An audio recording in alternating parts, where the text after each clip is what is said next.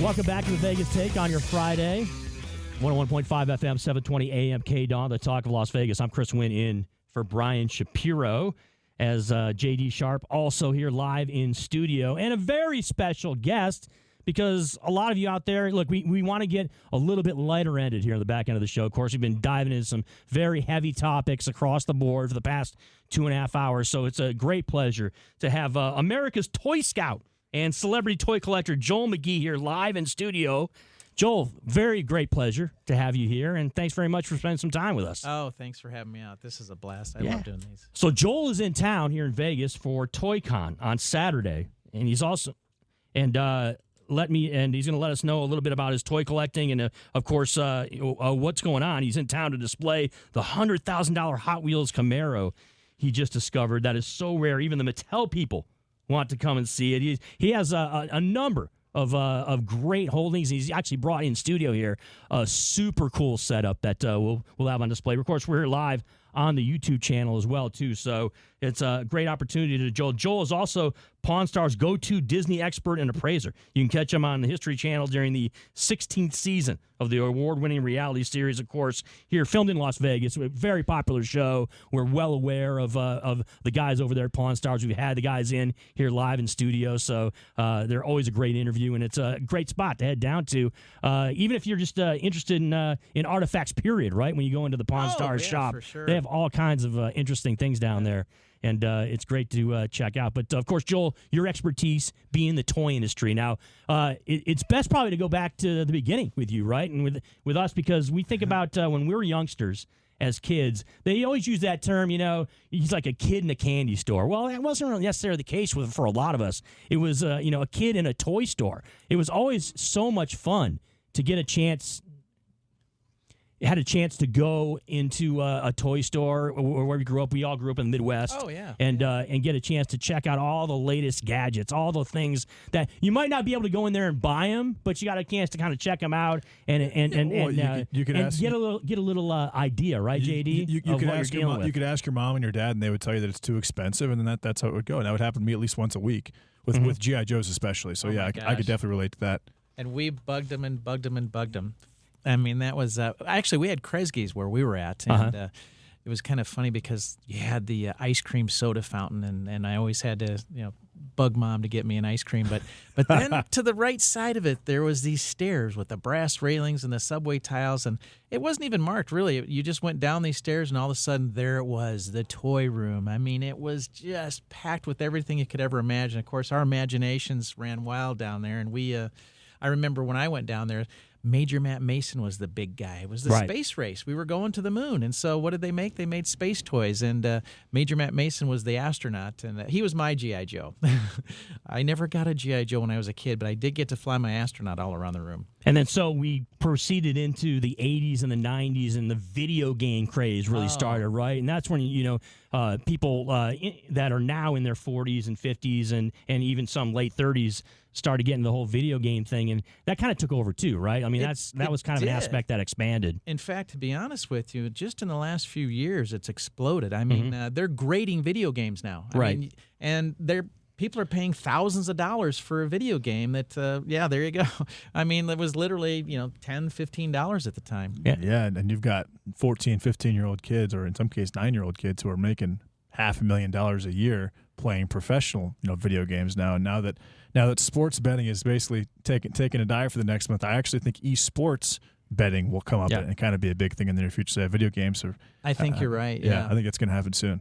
And the main thing is it's all about bringing back our childhood memories, and it's one of those times where we had no cares in the world. Life was a blast, and now that we go to times like today, of course we have all kinds of issues, but it's nice to just go back and visit our childhood, and I think that's what's really gotten everything, gotten people's interest, and then all of a sudden the collector instinct. It was kind of funny. So I have to ask, were you a Boy Scout as well? I was actually a Royal Ranger. Really? Which was our church's version of the Boy Scouts. So yeah, I was a Boy Scout in the form of a Royal Ranger. So yeah, I did my camping trips and starting the fires with the little flints, or at least trying. I don't think I did a very good job. So Joel, coming up to this weekend, of course, we have ToyCon here in town. It's going to be taking place at the Cannery Hotel and Casino. Now, for a lot of listeners out there that don't know what this is about, what exactly is going to transpire here at ToyCon in Las Vegas? You know, they have just about everything you can imagine. I mean, of course, you have Star Wars and all kinds of action figures, and Hot Wheels obviously be represented there, and just about every kind of toy you can imagine, and new toys. You know, the up and coming ones. They've got a lot of guest stars. I think this morning I saw the Gamorrean Guard, the guy that played the Gamorrean Guard in Star Wars. Lots of special guests and stuff are going to be there related to the toy industry and several movies and such. So it's going to be a lot of fun. The initial reaction, right, when I hear ToyCon, I immediately bounce to Comic-Con, right? And I think about the Vegas Con and the comic book situation there, and this like is very similar. It's basically toys, sure. only instead of Comic-Con, a ToyCon. So yes, absolutely, same style guests and fun and everything. Are you familiar with the 8-year-old boy on YouTube who has the huge YouTube page, and all he does is he just plays with toys all the time, and I think he gets paid like $22 million a year to play with toys. You know, I did hear about that. I have not seen the video yet, but I did hear about that. Yeah, that's like the biggest, the most successful YouTuber right now is an 8-year-old boy who just, and I believe he's from Asia, but all he does is he just plays with various different types of toys, and I wasn't sure if he would be a part of the. So I've got a great story on this, guys. I need to do back that, when I was in high school. Not a bad life. Yeah. This is the deal. Back when I was in high school, right? I went to high school about 15 miles from Milton Bradley, the company. Right. Obviously, they produce a lot of board games, but they're also involved in a lot of other games. Period. And I happened to participate in a experimental situation with a thing called Battle Ball, which is where they use these two plastic handles, basically. It became very popular down in Australia and some other countries, but never caught on here in the United States. But it was basically a ball that was batted back. They looked like ping pong paddles, but they were a little bit larger, and you basically played in like a racquetball court. Or you could play anywhere, but we actually tested out this game in this racquetball court, and it ended up catching on a little bit. We apparently, because of financial situations, we didn't end up being in the commercial, even though we were the best battle ball players ever on the planet. They end up hiring some Australian kids to end up being in the commercial because it was cheaper, I think, for the company or whatever. But the point being is like that was my experience initially being with a toy game company where I actually got to try something out that was brand spanking new. Yeah, and they did that. In fact, that's kind of what we had with a lot of these prototypes and such on Hot Wheels. They would actually they called them the Mattel Kids, and basically it was employees' kids, and they would say, hey, you know what, take these home and see what your kids think, or they'd bring the kids into the factory, like a focus group. Yes, absolutely. Gotcha. Very green at the time, and but nonetheless very effective. And they would just see what they enjoyed, what got sat in the corner real quickly, and or what they kept playing with. And the other thing with Hot Wheels is that the kids got a lot of the cast off. They did all kinds of it, and that's really kind of how we come to this Camaro here. They would experiment with stuff, and they would literally get thrown in the garbage, or they'd just scoop them up and say, here, take them home to the kids, and there it is. And so that's really kind of the fun thing about finding this stuff is that it usually translates to my grandpa or my father. Somebody worked back at the factory back in the day, and I ended up with it. He's America's Toy Scout and celebrity toy collector Joel Magee joining us here live in studio on the Vegas Take. Chris Wynn along with J.D. Sharp. Now, we think of a lot of toys, obviously, Joel, are mass-produced, right? You've got a lot of toys that are produced by the thousands, and millions of kids around the world have them. What you have in studio now, which makes them less valuable. Yeah, which makes them less valuable. Correct. But what you have now here live in studio and what you have in your possession, a lot of things you have aren't necessarily along that realm. You got some rare stuff and some super cool things that you have here in studio for us. Oh, my gosh. These are the granddaddies right here. So we'll start with this store display. Yes. And this was the very first one that came out in 1968. And so let's go back in the little toy time capsule. what they wanted to do was Mattel wanted to make a huge splash with the kids. And how do we do this? So they created their own showroom. If you notice this display here, it kind of looks like a showroom. They did all the different tiers. And, of course, they opened up the engines. They actually glued the hoods open so you could see the cool, shiny engines inside and such. And so the kids were mesmerized by this. I mean, they're looking at all the colors, and you can see these things glow. This was something new. You'll notice how the colors are just almost like neon. And this was called Spectre Flame paint. And it literally just glows. In fact, they had special lights there that they lit it up. And, I mean, it really made a difference. And, of course, all around this display was all of these packages with all the different cars. And the big thing about this was the colors and the speed. Matchbox cars, you could just roll them and they'd go like a couple inches. These things could fly, and they made tracks and loop-to-loops, and I mean, it was incredible. And then the second thing is the color variations. Matchbox usually only had a color, maybe two at the most. Yeah. You could get all these cars in like 16 different colors, interiors, and literally have hundreds of different combinations for colors, and that's what makes it collectible today. But as far as this display is concerned, they only made these for select stores, usually a big department store or something, and these were all handmade. And when the display was over, what happened was they'd cut it open, take out the cars, give them to their kids, and throw away the display. So as we understand it, there's probably about 20 or so displays that have survived.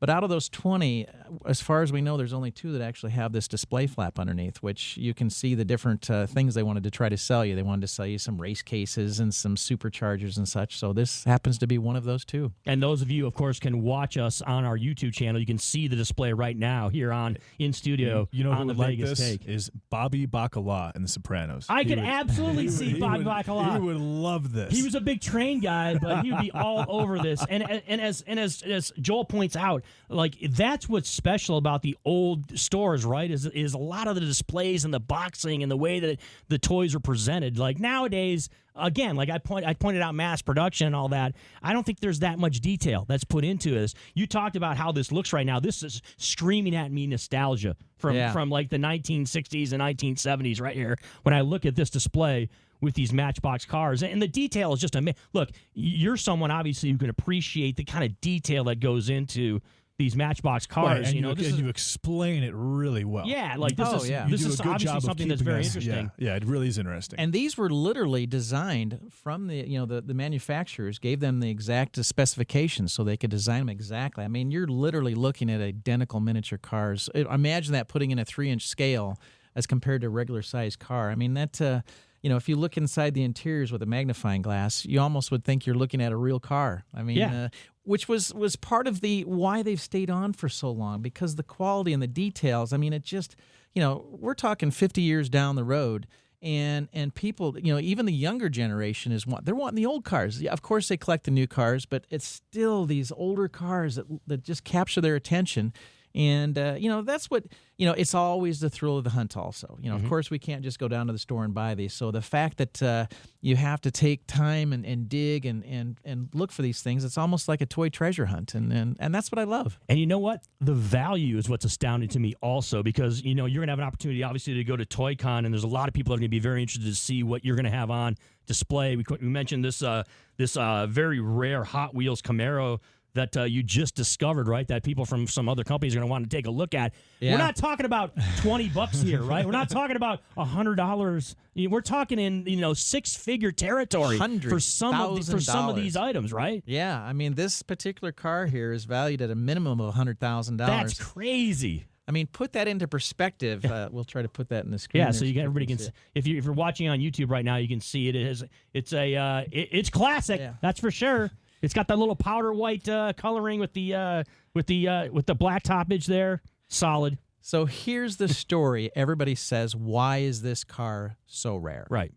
Okay. The main reason is they never made an enamel white Camaro back in the day. This was an experiment. They were playing around with colors. Just imagine, I'd love to go back in time and see all the Mattel executives and workers just playing around and having fun. They would putty things up. They would actually take Matchbox cars and take putty and add it to them and see if they could make a hood scoop or do all kinds of wild things. And in this particular one, they I've talked to actually some executives from Mattel, and actually Larry Wood, who was one of the head designers, he's like the god of original designers. And they don't really know why they never produced the white enamel. They did it in other versions of cars. They did it in the 4J car, but for some reason, somebody just decided that enamel wasn't right. Of course, one thing we do know about enamel is you can kind of see, once you nick it, it's easy to draw flaws out of it.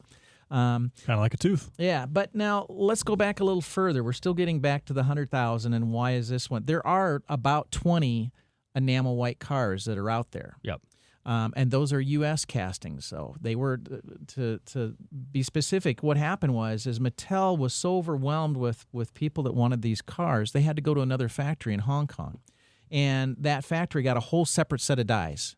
The cars were different. They were the same unless you start looking close. The windshields were blue only on the Hong Kong cars. You'll notice the car has a blue windshield. The others were clear in the U.S., and they had differences. The steering wheel was removable in the Hong Kong cars, and underneath you'll see that there's 4 holes, and of course it says Hong Kong versus USA. But now let's go to the point of doing these experiments at the factory. We're in the U.S. factory. Why would we have Hong Kong castings there? They didn't really. Mm-hmm. So they would run a blank casting and run it through the factory and see what they thought of it. And how did a Hong Kong casting? It just, maybe it was sitting on a guy's table, and he just grabbed it off the pile, but shouldn't have been a pile. These are all should have been Joel, US what's cars. What's very cool about you is we listen to you talk. And the value of these items, because without you here, I just look at these and I think, oh, these are micro machines, right? But I listen to you talk, and the value of these items literally goes up in my brain. I'm not kidding you. Your description and just the way that the backstory that you apply to all these different cars and the setup and the Camaro in particular, and with the enamel coloring.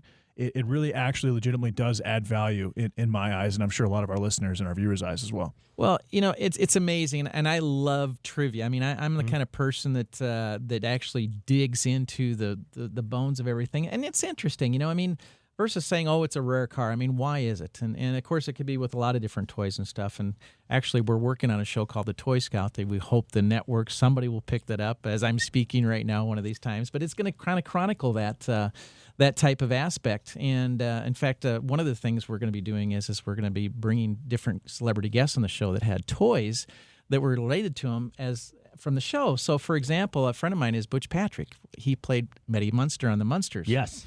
And that's actually how I met Rick Harrison on Pawn Stars. Butch Patrick came down here 3 years ago, and he brought his Munster coach. Is his hair still that way? Yes, he actually still has a sweet dude. Yeah.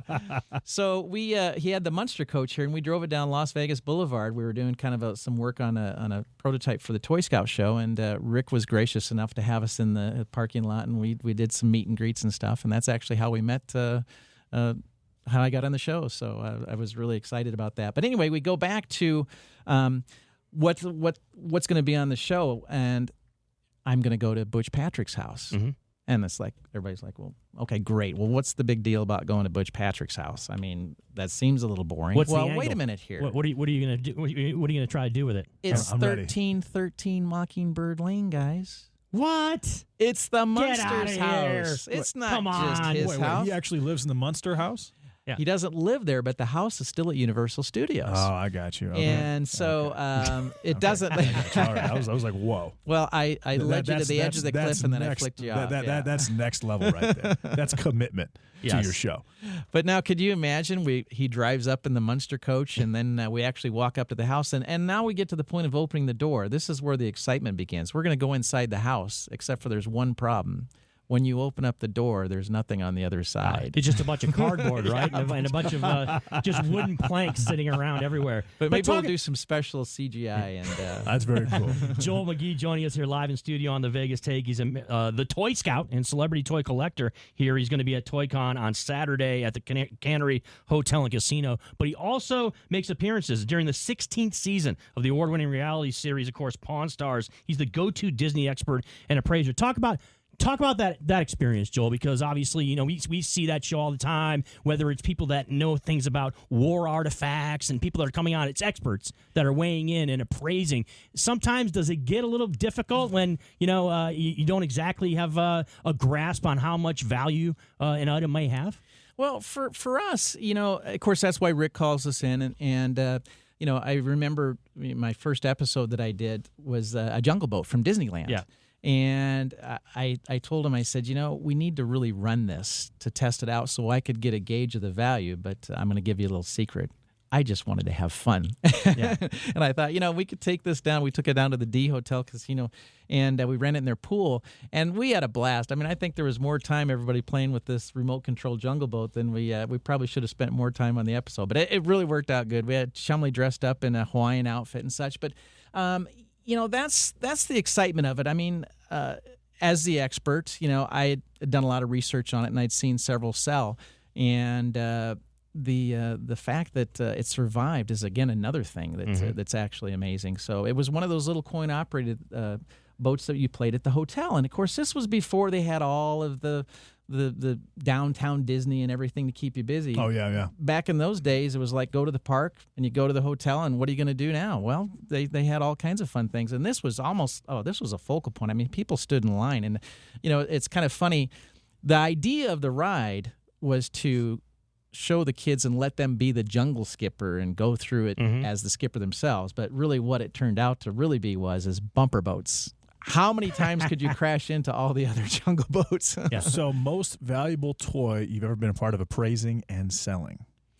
It really has to be this Camaro. I've never had a $100,000 toy before. I've had lots of toys. Well, I guess I have to go back. It's not really a toy, but I actually had Superman #1, which was $100,000, and Action Comics #1, which was $600,000. So could you imagine paying $600,000 for a comic book that was 10 cents back in the day? That is a decent return from what I understand. Well, and the thing is that everybody says, well, why so much? Well, back in those, let's go back to 1940. It was just a toy, like a magazine. You read it and you threw it away.